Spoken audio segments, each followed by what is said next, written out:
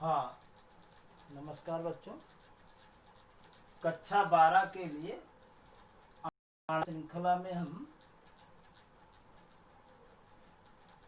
मानव रोग या प्रतिरक्षा, मानव रोग और प्रतिरक्षा के बारे में अध्ययन कर रहे हैं। तो 3 स्तर की जो प्रतिरक्षा होती है उसे हम प्राथमिक स्तर, द्वितीयक स्तर, तृतीयक स्तर, इसमें से कुछ विशिष्ट और कुछ अवशिष्ट होती है। हम आपको ये जो चैप्टर है ये भी इम्पॉर्टेंट है, इसमें कई क्वेश्चन आते हैं।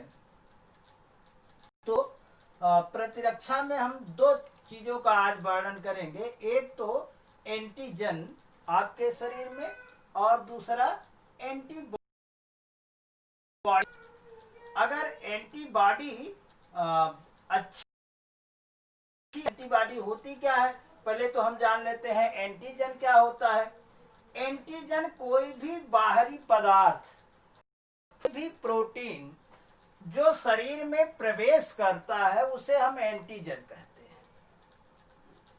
शरीर की कोशिकाओं के इतर कोई भी अगर चाहे टॉक्सिक एजेंट हो, चाहे वायरस हो, चाहे बैक्टीरिया हो, चाहे प्रोटोजोआ हो, या जो है जो फफूंद हो, तो अगर कोई शरीर में प्रवेश करता है तो उसे हम क्या कहते हैं, एंटीजन। अर्थात एंटीजन प्रवेश कर गया, चाहे टॉक्सिक पदार्थ हो, चाहे पॉइजन हो, कोई भी पदार्थ हो।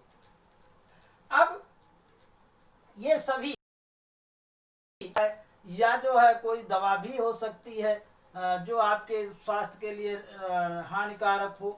अब पहले तो कुछ कोशिकाएं होती हैं उसे नष्ट करने का प्रयास करती हैं। कुछ ऐसी प्रतिरक्षा होती है जिसे हम विशिष्ट प्रतिरक्षा हैं। तो शरीर में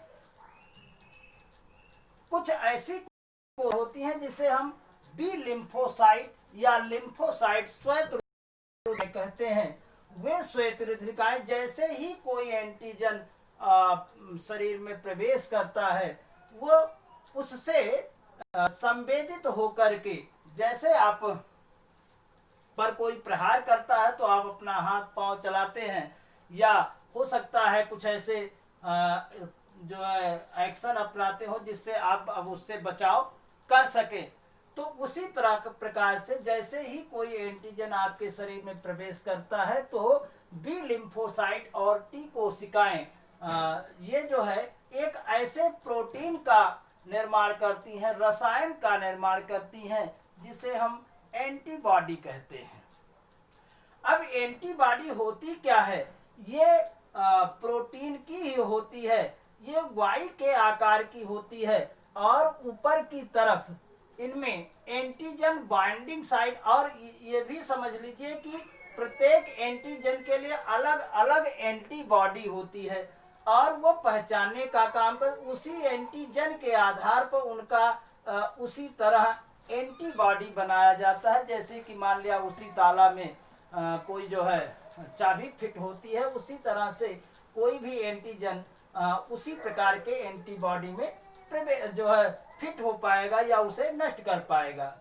तो इसमें 2 चेन होती हैं। एक तो हैवी चेन होता है वाई के आकार की, और दूसरा ये जो हैवी चेन होता है ये सल्फाइड बांड के द्वारा, सल्फर बांड के द्वारा, यस बांड के द्वारा आपस में जुड़े रहते हैं। जैसे ही कोई एंटीजन प्रवेश करता है शरीर में, ये जो बाइंडिंग साइट हैं वो जो है उसी आधार पे, जैसे वो एंटीजन है उसी आधार पर उसको अपने अंदर बांध करके करने का प्रयास करती हैं। तो कई प्रकार के इम्यूनोग्लोबिन या एंटीबॉडी होते हैं। एंटीबॉडी और इम्यूनोग्लोबिन कई प्रकार के होते हैं, चाहे एंटीबॉडी कहिए और चाहे एंटीजन कहिए।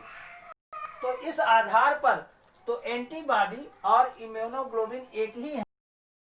आधार पर हम एंटीजन और एंटीबॉडी के बारे जो है वर्णन कर रहे हैं। तो इस आधार पर एंटीबॉडी और एंटीजन शरीर एक तो बाह्य पदार्थ है, दूसरा बाह्य पदार्थ के विरोध में जो शरीर में उत्पन्न होता है उसे हम एंटीबॉडी कहते हैं। हम फिर बता दें कि प्रत्येक एंटीजन के लिए अलग अलग प्रकार की एंटीबॉडी ये यूं कह सकते हैं कि पहचानती हैं किस प्रकार का एंटीजन है और किस प्रकार का एंटीजन शरीर में प्रवेश किया है, तो उसी के आधार पर उसको नष्ट करने का प्रयास करती हैं।